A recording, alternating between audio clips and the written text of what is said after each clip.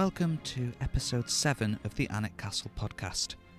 I'm your host Daniel Watkins, and on today's episode we'll be looking into the art collection at Alnwick Castle.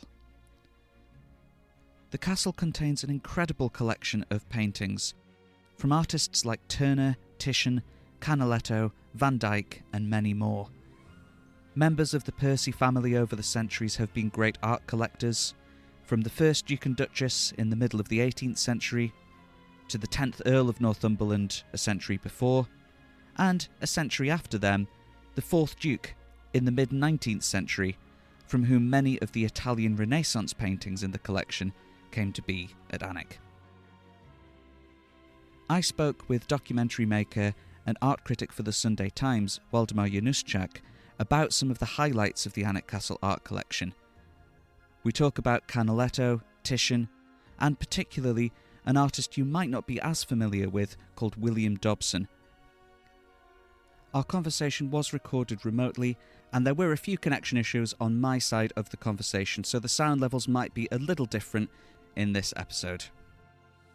If you want to see any of the artworks that we talk about, we will put up images on our social media feeds. You can find those on Facebook at Alnwick Castle or on Instagram at Alnwick Castle Official. Here is our conversation, and I hope you enjoy it.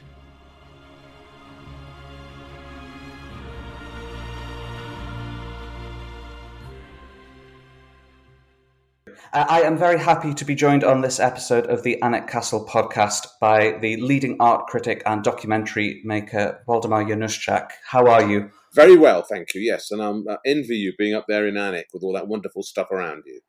Oh, thank you very much. It is a very good place to be, especially if you are an art fan.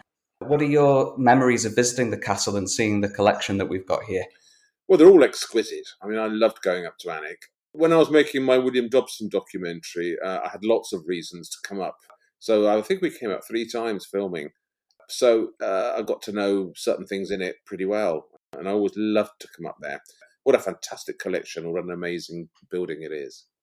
You mentioned your documentary about William Dobson, and that was called The Lost Genius of British Art. What was it that made Dobson the lost genius? What was special about him? Well, you know, when you read books about British art, they inevitably start with Hogarth. If they're talking about native artists, native-born artists, people who actually came from Britain, from England. Now, of course, there had been artists before who were working in Britain, who were great artists, notably Holbein, of course, who came from Germany, Rubens, Van Dyck, just before Dobson. But the first native-born British genius is usually said to have been Hogarth.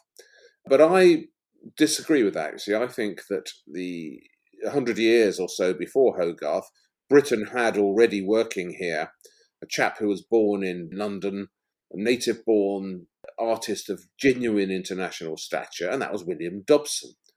And the film was called The Lost Genius because basically you never hear about Dobson. He slipped down the back of the sofa somewhere or other in between lauding all the foreign artists who came here, understandably, you know, because they're people of the stature of Holbein and Van Dyck. We forgot William Dobson. And the more I found out about him, the more interested I became in his contribution, but also in his extraordinary sort of life and times. So he became, to be honest, I think obsession is not too strong a word for it. It became a kind of obsession of mine. And if you're interested in William Dobson, then you have to go to Alnwick Castle because you have the great William Dobson painting there, the marvellous triple self-portrait of him in the middle, which is I think it's just basically one of the most important British paintings ever done by anybody. It's an extraordinary thing to have, and all on its own, it's enough reason to go and visit Alnwick, let me tell you that. And it has, since the documentary aired, been one of the favourites of our guiding team. If you go on a guided tour of Alnwick, you will inevitably have this Dobson self-portrait pointed out to you in our music room. What is it that struck you about that portrait in particular? What makes that one so special? Well, you know, what we have to remember about William Dobson, right, is that, first of all, we know almost nothing about the man. I think he's mentioned in 11 contemporary documents in the whole of his life. He died very young, died at the age of 37. We know really almost nothing about how he trained. There are lots of stories that appear in later biographies, but we can't be sure of them. So the one thing we sort of know about him in any concrete manner is that during these 4 or 5 years of the English Civil War, which is the most ghastly, turmolic event in British history, perhaps, I mean, it ends with the Parliament cutting off the head of the king. I mean, who would ever have thought the British would be ever capable of regicide? And the build-up to that, the Civil War, was this period of when all sorts of terrible things, the nation was divided, basically. Brother fought against brother, wife fought against husband. There was a clear divide. It's a bit like Brexit today. The English Civil War really split the country in half between the parliamentarians and the royalists. I mean, your man, Algernon Percy, was a parliamentarian, so he fought against the king. And this huge divide, which has this enormous political resonance and clout, seemed to be an opportunity for the gods up there, the fates, took the opportunity to find a British artist, English-born, to chuck him into the middle of it and to give him a chance to be here and to, as it were, to paint and put a face to these 4 or 5 years of extraordinary clamour and division in Britain. And that artist was William Dobson, because he became the king's painter probably after the death of Van Dyck in 1641. And he stayed with him in Oxford, painted with him there, and painted all the faces of the royalist side when the king decamped to Oxford. So he was a witness to this extraordinary moment. And not only that, he was a native-born witness. And not only that, he was a damn good painter as well, and a really interesting portraitist. So all those things are the background to your picture, right? To one of your pictures, of course, you've got 2 Dobsons, but the one that is the most fascinating and dramatic has him in the middle, right? And that's a self-portrait of Dobson. I mean, I remember I tweeted once about how he looks exactly like Jay Rayner. You know Jay Rayner, the yes, the food critic. He's always on the telly on the One Show, and he does. He looks exactly like Jay Rayner. Rather, Jay Rayner looks like William Dobson. So he's a handsome, debonair figure in the middle of this picture with his long hair and his sort of cavalier arrogance, And he's doing something very unusual in 17th century portraiture in this particular Alnwick picture, because he's showing himself between these 2 other guys. And there's always been quite a lot of doubt and controversy about who they are and what the picture represents. But so what's interesting here is that it's not just a self-portrait. It's a picture that has some symbolic ambitions beyond self-portraiture. So, I mean, I got involved in trying to find out who these guys were. And the one on the right, the one wearing the black. So you've got 3 figures, artist in the middle, sort of turned slightly away, holding this chap in a black outfit. It's quite stern looking. Well, there's never been any doubt about him. We know he's Sir Charles Cotterell, who was the king's organiser of pleasures and things at the court in Oxford. So he would organise all the plays that were put on and the events and things. He was a kind of go-to bloke whom Charles relied on and who was famous for being sort of diligent, organised, very in control of the court. But there's some controversy about who the other guy is. So there's this sort of fatter figure wearing a sort of loose white satin top, and he's leaning on a bust, a marble bust that you can just sort of see poking out from under his arm. And he's holding a drawing in his hand as well. And he looks like a man who likes a beer or 2. You talk about more modern comparisons. Some of our visitors do compare him to Oliver Reed. Yeah. He's certainly more my shape than he is Charles Cotterell. Yes, he's got plenty of size to him. And that's actually why he's in the picture, I think. So, something's going on here. Something's being said. Some comparison is being launched between the guy on the right and the guy on the left. And then the painter in the middle is involved in it too. So what's he doing there? So I love these kinds of artistic mysteries. And this particular picture, because it's by this forgotten guy, William Dobson, who should be far more famous. There should be stamps in his honour put out every year. There should be statues of him all over London. There should be statues of him all outside Alnwick Castle. He's such an important figure. But what's he doing in this picture? That's what interested me. And also, are we sure about the identities of the people in it? That's another interesting factor. So I did quite a lot of detective work on it, by and large, and felt fairly happy when I finally realised what was going on here. I remember in the documentary you compare it to the choice of Hercules, a choice between virtue and vice, and that's why these 2 people on either side of Dobson look so different. And we'll put up a picture on our social media feeds of the portrait, so if you're listening to this episode and you can't get to Alnwick for whatever reason, we'll be able to show you a version of that picture so you know what we're talking about. Excellent. You've said it in a nutshell, yes. So what this is, right, it's a symbolic picture in which Dobson is using himself, the identity of himself, to present a choice that was offered in a way to the nation at the time. And that's the choice between virtue and vice. It's based on a painting by Veronese, which in fact used to be in Britain, but it now hangs in America in the Frick collection.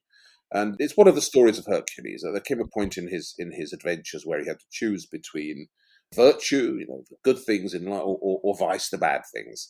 And of course, he chooses virtue. And so what Dobson's showing here is also himself, as a kind of Hercules figure, also choosing virtue. And virtue is encapsulated by Sir Charles Cotterell, who is this man who worked diligently for the king, who stayed in Oxford, and who stayed loyal and was on the right side in the conflict. But the other guy, he's had several identities in the past. People weren't sure. For a long time, I know that your captions, even in Alnwick, had him described as Sir Balthazar Gerbier. That is the name on his frame. That's right. Well, that's one that was knocking about for a long time, because he was a famous portly character who liked a bottle of wine or two, who was at court. But I was able to identify him as something slightly more specific, which is Sir Nicholas Lanier, who was another character at court in Oxford, but he was the master of the king's music. So this very important figure in the musical life of Oxford, where the court had decamped when the Civil War broke out. But more importantly, he was also involved in art purchases. So he was a smoothie around town, whom the king sent over to Italy to buy a lot of his pictures. So Lanier's role in the court was as a kind of operator, and he was most famous for buying the Mantua collection, which is this extraordinary collection of art that Charles I lavished enormous amounts of British money on to bring to England. And Lanier was the guy that was sent out there to get it. And he was also an artist. There's a self-portrait of him in Oxford, in the music school in Oxford. So he was all those sort of artistic things, and a poet. And of course, whenever you see one of these heads of Apollo being leant on in a picture, so he's leaning on this sculptured head. If you see, all your listeners, if they look at this picture, they'll see that the chap on the right of Dobson, left of our picture, he's leaning his elbow on a bust, and that's Apollo. And whenever you see anybody leaning on a bust of Apollo, it signifies they're a man of the arts. Yes, usually a poet, but generally, more specifically, a man of the arts. So what I think we're seeing here isn't really a kind of argument at court. This isn't reality. This isn't William Dobson saying that Nicholas Lanier is just vice and Sir Charles Cotterell is virtue. They're doing something that he loved to do at that period in Renaissance England, which is sort of act out these symbolic roles. So Lanier is acting out the sort of louche figure of vice. He's got a little drawing of Venus in his hand. He's leaning on the poet's hand. His clothing is part of the storyline. He's a fat guy. He's wearing these extravagant costumes. So he stands for sort of decadence and good living. Whereas the other guy, Sir Charles Cotterell, he's thin, he's sort of meagre face, and he's wearing black. And he stands for a sort of a more controlled and more dignified life. So the whole painting is a kind of allegory of that. And of course, this is, take it beyond the realms of William Dobson's circle and the court in Oxford where the picture was painted. This is a painting that's addressing the nation and saying, we're at a crossroads here. What do we as a nation choose? Do we choose virtue, which is to support the king and stay true to our heritage, or do we choose vice? We go against the laws of the land and we go against what we should be doing. So it's a fantastic painting just in terms of its historic importance. It's also a brilliant self-portrait of Dobson, just that face and the characterful way he's represented. And of course, the way you've got it hanging up there in your beautiful yellow music room, isn't it? With this gorgeous wallpaper that I remember. It's such a spectacular thing to see. It's genuinely, I would put it in one of the top 10 best pictures to see in Britain. Anybody who hasn't, please get up to Alnwick and see it. It's a marvellous moment, recorded by a brilliant painter who deserves far more attention than he usually gets. Well, thank you very much. And do we know what Dobson chose? Did he choose virtue? Of course he chose virtue. So he's leaning towards the Cotterell figure. He's got his arm around virtue, which of course is what Hercules does in the Veronese that inspired this picture, which would have been in the Royal Collection at the time. You would have seen it in the collection of Charles I. So it's, of course, Dobson chooses virtue. He stays in Oxford. He paints for the king. He chooses the right side. He may have had a chance to go elsewhere, to run away from England, but he didn't do that. He stayed. And in those 4 extraordinary years when he was in Oxford, he put a face to the English Civil War. Next to the self-portrait, we've got Old Stone and his son, 2 men painted by Dobson with a little bit of family mystery around them, would it be fair to say? A lot of family mystery. There are very few William Dobson paintings. There are perhaps 40, 50 maximum that have survived the times. And you are blessed at Alnwick with a couple of just absolutely extraordinary possessions there. So this other painting you've got is so different. If anybody going up to Alnwick will see it hanging next to the great triple portrait, they'll think it's a different painter. It is different in spirit entirely. It's much darker. It's got hardly any colour in it. And it's a painting about death. You can see that because there's a skull or two in the corner, isn't there, above there? But this is an interesting picture because it's often presented as an early William Dobson. So the story is that he painted it before he went to Oxford, hence the difference in style, and we know so little about Dobson that we just don't know what he did before he got to Oxford. One of the miraculous things about him is that he seemed to pop out of nowhere and then die as soon as the war was over. He died, so he had this extraordinary, mysterious career. But I'm tempted to think the opposite, actually. I think this was painted after he got back from Oxford. The storyline in Oxford is that he ran out of materials. He ran out of people to paint as the Civil War got worse and worse for the Royalists. He was left in an increasingly difficult situation. And then he had returned to London, a beaten man, no colours, no paint, and died in an almshouse at the age of 37. That's the myth that's presented about Dobson. That sort of storyline is one that pops up with artists quite often. It's how people imagine artists to sort of decline and die. But I suspect that when he got back to London, he was there for most of another year before he died. He must have done some work there. How could he have survived otherwise? And this fits that bill. I think this is a painting that was painted in the spirit of returning to parliamentarian London, trying to paint art in the spirit of this more puritanical age. Forget the Cavaliers with their swords and their big horses. This is a much more dour painting. But the interesting thing is, who are these 2 guys, right? So you've got 2 people sitting in a study of some sort, an older man and a younger man. And it's always called Old Stone and his son, isn't it? It is. It is. And the trouble is that Old Stone, as a nickname, usually refers to a figure called Henry Stone, who was an interesting English painter, roughly contemporary with Dobson, who painted quite a lot of Van Dyck copies and who was a good jobbing artist around the court. So it's usually thought of as a portrait of him, but he didn't look anything like the older man here. All the pictures we have, including the self-portrait of Henry Stone, he looked more like Dobson does, long black ringleted hair, more or less the same age.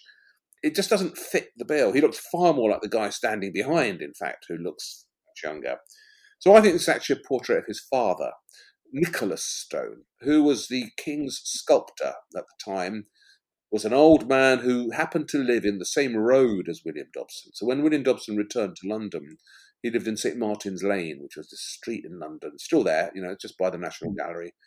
You can wander up and down and imagine all these artists were living in this one road full of artists. And Nicholas Stone was one of them. He died just before William Dobson died. And more importantly, he lost a son as well.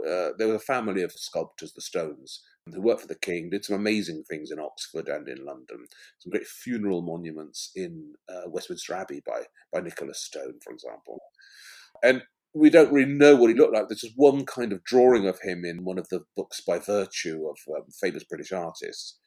And it looks a bit like the fellow here. And we know from various historical suggestions that Dobson and Stone were friends. So I think this is actually something far more important than a portrait of Henry Stone. It's a portrait of his father, Nicholas Stone, the king's sculptor, and with his brother behind. But it's a memorial portrait. It's a portrait about death. It's got these skulls in the corner. It obviously represents the passing of people. But if I'm right, and it's a Dobson that was painted on his return to London rather than his departure, it makes it a very important picture. It'll be the only one probably that you have a chance to do. And it all makes sense. It's a new colour scheme for a new era. It's got a new sombre mood. It's a man who lives just down the road from him who's about to die. It's Dobson's attempt to create a new style that will see him through the years ahead. So very important, very interesting picture, fascinating. Anybody going up to Alnwick, have a really good look at this. Oh, and also, I'm Polish in origin, and I was shocked to find that there's a copy of this, a really, really good copy of it, in Krakow, in Poland, in the Royal Castle in Wawel, yes. The last place on earth you'd expect to find a William Dobson picture. Oh, really? Indeed. So in the Royal Palace in Krakow in Poland, there is a copy of Henry Stone and His Son, as it was titled. And it's a very good copy.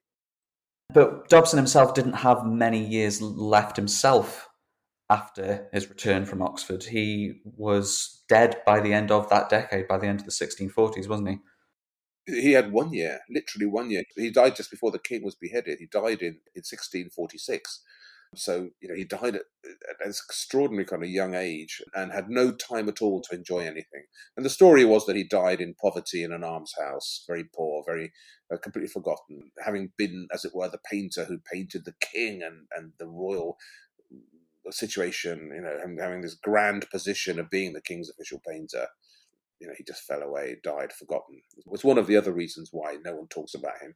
And then, because he painted so few pictures, and they're all very scattered. You've got 2 in Alnwick. That's almost the most anybody's got. The Stately Home or 2 have 1. National Gallery has none. National Portrait Gallery has 2, possibly. They're scattered about. There's no one place you can go to enjoy William Dobson. And the nearest there is to a place to go to that should be a kind of pilgrimage site for Dobson lovers is Alnwick. So there are all sorts of reasons why he hasn't had the credit that he deserves, I think, and the applause. That credit in the past 10 years since that documentary came out, certainly at Alnwick, has increased. There are now people who come to Alnwick and they know Dobson and they recognise him, which maybe 15, 20 years ago they might not have done. So that reputation, that credit is slowly, 400 years later, coming back to him. Excellent. So it should be. Yes. But you mentioned Lanier collecting paintings from Italy. 2 centuries after Dobson, the 4th Duke of Northumberland did something very similar and purchased the Camuccini collection, 74 Italian works, mostly from the Renaissance, and displayed them in the staterooms of Alnwick Castle. And you made a series about the Renaissance and its influence and its importance. We have paintings by Titian, by Sebastiano del Piombo, we have Tintoretto pictures. Were there any that stood out to you from that period, from the 16th and 17th centuries in Italy, that brought over by the 4th Duke? The Titian is, of course, one of the great Titians.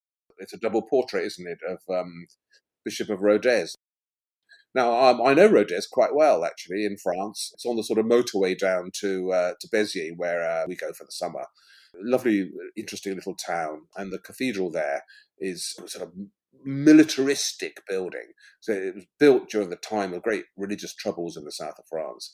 And I know that Georges d'Armagnac played an important role, both in building the cathedral, but also in those religious wars that were erupting around the Renaissance. But I think he arrived in Venice, didn't he, as ambassador? He was a French ambassador. He did, and he was painted by Titian shortly after his arrival in 1536. Well, there you go. You know more about it than I do. What's interesting is that this kind of picture of a scholar with his secretary behind him. So he's got, the scholar sitting there, and the person who attends to the scholar is behind him, talking to them or in conversation. As a genre, the Dobson portrait of Old Stone and His Son belongs to the same thing, right? And may well have inspired by those kind of Renaissance pictures in the Royal Collection. But they all date back to Raphael, don't they? And it became this sort of humanist idea. The humanist thinkers of the Renaissance, they liked to present themselves as men at work with their secretaries in attendance, and it's this sort of the fire of creativity burning in them. It's a wonderful picture to have in Alnwick. I always have a great sort of look at the Titian when I'm there. The other one I like is, I know there's an artist that is slightly underrated again, Palma Vecchio, who's a great Venetian painter. If you go to Venice itself, 1 out of every 5 altarpieces is by Palma Vecchio, who was near contemporary of Titian, one of those great jobbing Venetian painters who did a lot of stuff. And 1 out of every 3 or 4 of his pictures is really good, And I like Palma Vecchio because you feel the spirit of Venice very much in his art. And the one that you've got, I remember spending some time in front of. It's a lady playing a lute, isn't it? It is, and we know it as Lady with a Lute. There you are, Lady with a Lute. And it's a typical dreamy Venetian portrait of a kind of woman, in the landscape she's holding a lute, isn't she? She is. I don't believe any picture is ever just a lady with a lute. You see, this is my problem. I like to get to the bottom of all this kind of art. And it's going to be somebody either very specifically attached to the idea of a lute, so there'll be some kind of pun on the name or whatever. Or the other thing you might consider is that Saint Cecilia is one of the female martyrs who appears a lot in Renaissance art. And she's the patron saint of music. And she's often shown with an instrument. So there's a lot of paintings of Saint Cecilia playing a clavichord or some other keyboard, and sometimes playing a lute. Artemisia Gentileschi painted Saint Cecilia playing a lute. So it's actually a religious picture of a martyr, Saint Cecilia, playing the lute, although she has got quite a specific face. I don't think it's a portrait. I think it's more likely to be an allegorical image. Which is the great thing about art. There's still so much to discover out there, isn't there? So I love the Palma Vecchio. What else have you got? You've got some nice Baroque things, haven't you? You've got Guido Reni. I seem to remember, beautiful. We have the Crucifixion by Reni in our drawing room. It's a smaller version of a really large one that I think is in Bologna. But Christ is on the cross. The clouds are gathering behind him. There are two mourners on either side of him wearing beautiful colours. And there's just the expression on his face. It really captivates people when they walk past it. It's one of the pictures that people stop and look at when they're walking through our rooms. Well, there you go. Reni is a fabulous painter. He sort of represents the softer side of the Baroque. When people think of the Baroque age, they usually think of, if they're thinking about Italy, they're thinking about Caravaggio and the dark, dramatic, murderous Baroque. But there was this other side to it all, which was this more sentimental, more elegant, more gorgeous style of painting. And Reni exemplified that in the Bolognese school. So listen, I mean, what a thing for a private collection in England to have a Titian of that stature, this fantastic Guido Reni, Palma Vecchio, the Canalettos and everything. It's just a joy. You are so lucky to get a chance to walk through there every day. I envy you. No, thank you. I was going to say we hadn't even got to Canaletto yet, but the first Duke and Duchess of Northumberland in the mid-18th century were great art collectors as well. The first Duke in particular patronised 8 paintings by Canaletto, which we now have in the castle. 2 of those are views of Venice, which he's very well known for. 6 of them are views of England, including what we think is the most northern view the artist ever painted of Alnwick Castle itself. Canaletto is another one of these famous artists that 300 years later people will still recognise the name of.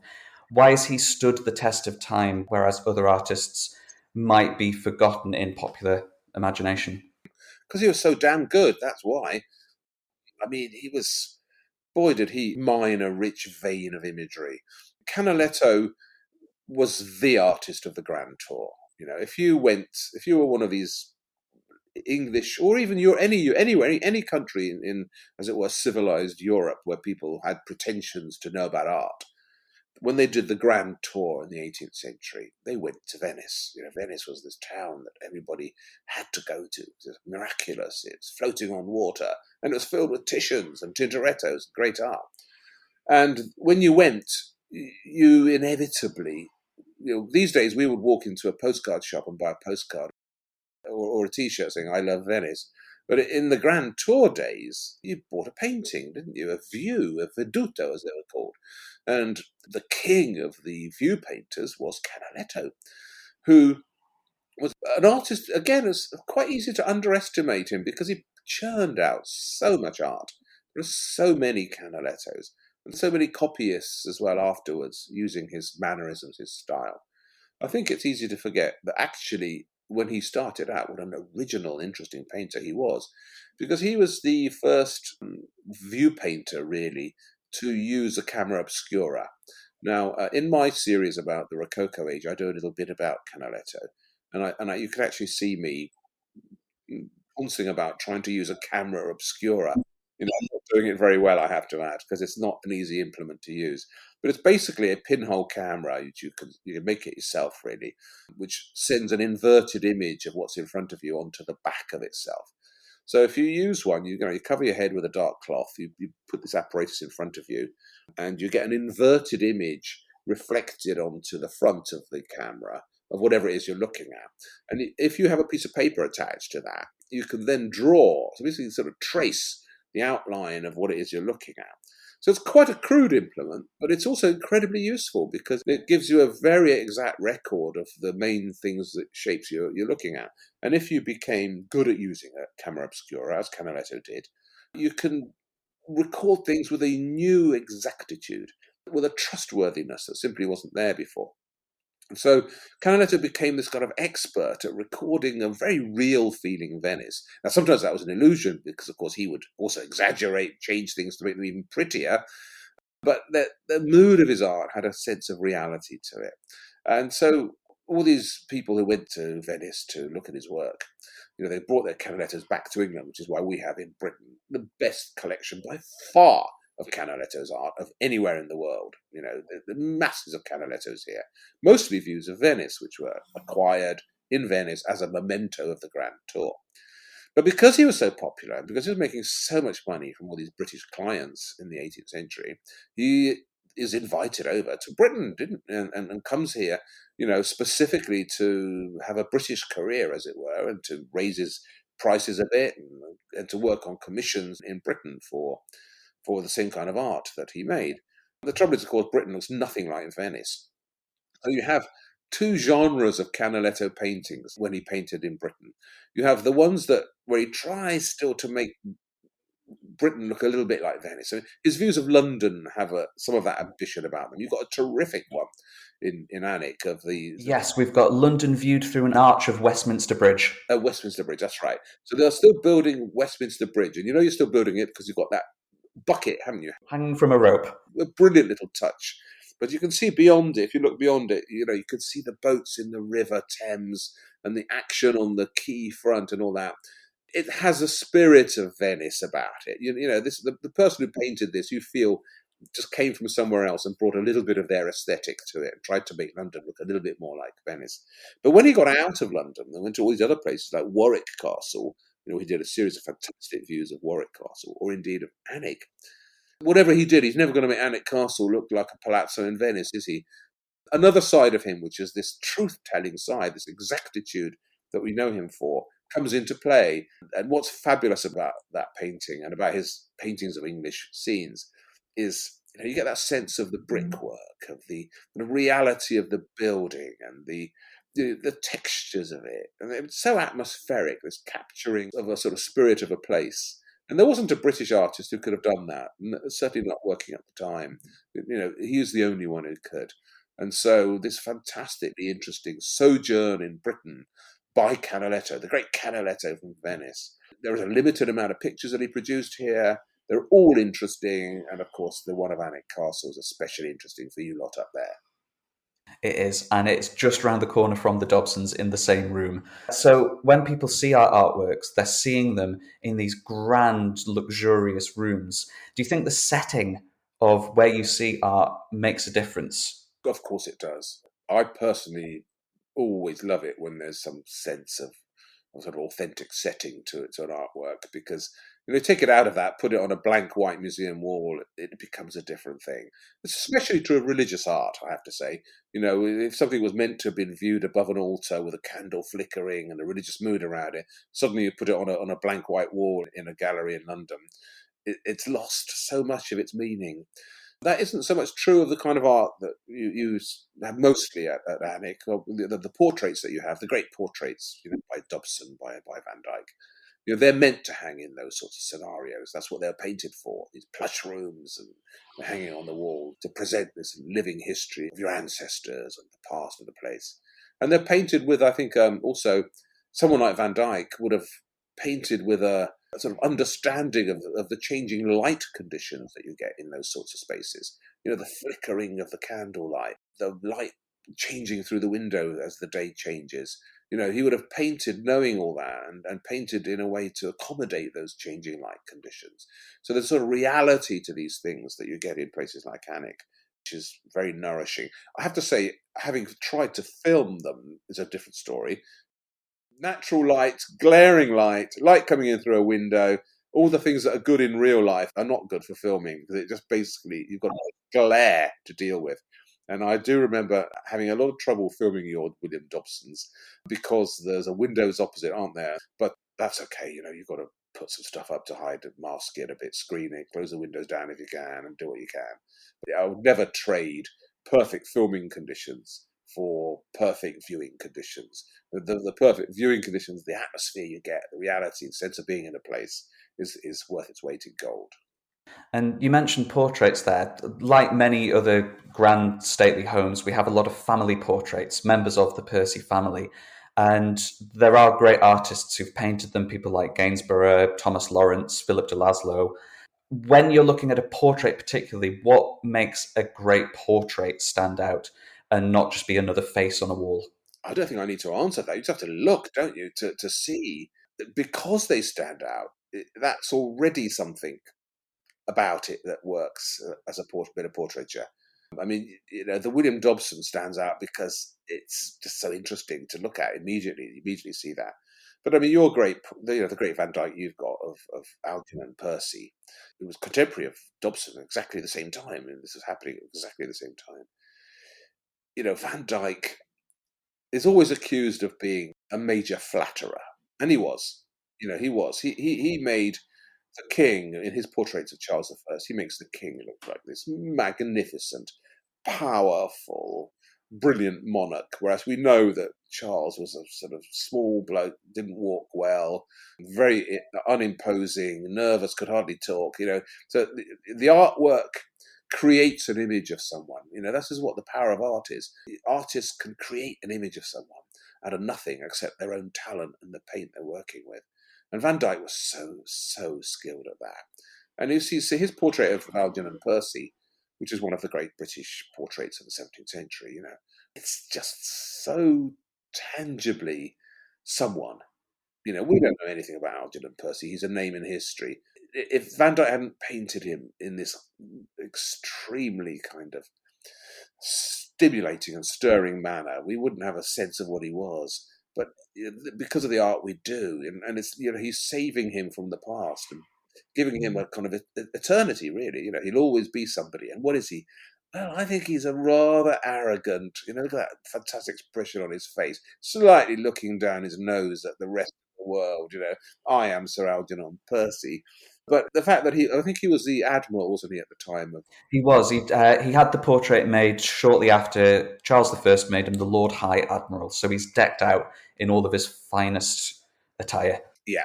And there's a big anchor, isn't there? There is. He's resting on an anchor. There's a warship firing in the background in his honour, very much showing off his power. That's what he is. He's showing off his power. I am this mighty, tall figure looming over the British Navy. Cocky, arrogant, and brilliantly captured. If I was having my portrait done by anybody in the world, in history, I would choose Van Dyck. Because Van Dyck would have made me tall, heroic, potent looking, dashing. The girls would have run after me if I was done by Van Dyck. Whereas William Dobson, he had this British thing. I go on television quite a lot, and they say television makes you look 10 pounds fatter, right? William Dobson makes you look 15 pounds fatter. And I'm sure if he painted me, I would have been the Nicholas Lanier character in that picture. So he wouldn't have flattered me in that way. And also, Dobson's portrait has a kind of foursquare, confrontational truthfulness to it. It's a sort of very English quality, something of the English butcher's shop about him, And that's completely different from this elegant, swish, brilliantly wristy paintwork of Van Dyck. So if we were painted by Van Dyck, people would have looked up at us and thought, wow, what a guy. That's what people wanted at the time. That's what Algernon Percy would have wanted when he had his portrait commissioned. And that's what he got. Blimey, did he get that. I've got one last question to ask. On your podcast, Weldy and Bendy's Adventures in Art, quite often you will pick a particular artwork to hang in your own personal gallery. If you could pick one work from Alnwick Castle to go in your personal private gallery, which one would you go for? But which one do you think? I think it's probably the Dobson portrait. Of course, it's the Dobson triple portrait. I mean, any chance I ever had of being exposed to that for any length of time, I would choose. I would love to have it on my wall. It's one of the most important paintings in British art, full stop. It captures such an important moment in British history, full stop. It's a wonderful thing in its own way, this brilliant use of the metaphor of Hercules.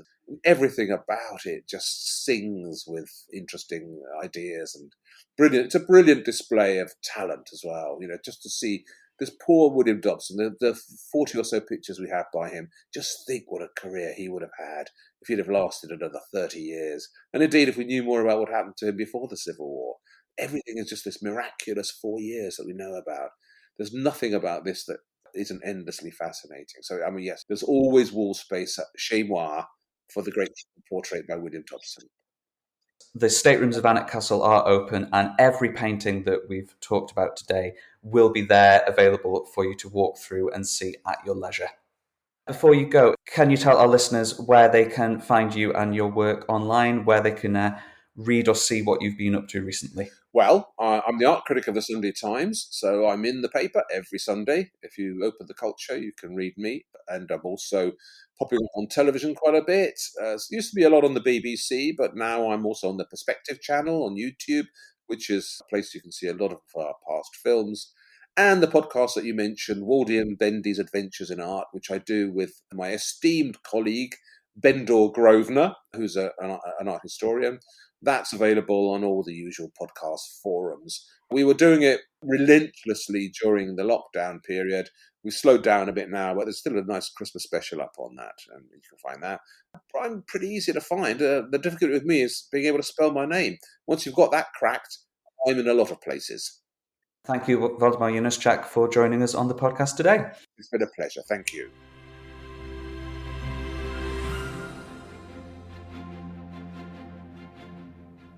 It was great to hear some insights into the brilliance of William Dobson and what makes Alnwick Castle's art collection so special from Waldemar Januszczak. As mentioned at the beginning of the episode, you will be able to see some of the paintings we've spoken about on our social media feeds, but the originals are all on display in the castle staterooms now. If you enjoyed this episode of the Alnwick Castle Podcast, or if you have any questions, please let us know on Twitter @AlnwickCastle or by emailing podcast@alnwickcastle.com. Of course, you can subscribe to this podcast and share it with your friends if you enjoyed it, and we'd appreciate any reviews or ratings you can give us. On the next episode of the podcast, we'll be talking about Alnwick Castle's connections with William Shakespeare. I hope you can join us for that one. But for now, I've been Daniel. Thank you very much for listening, and goodbye.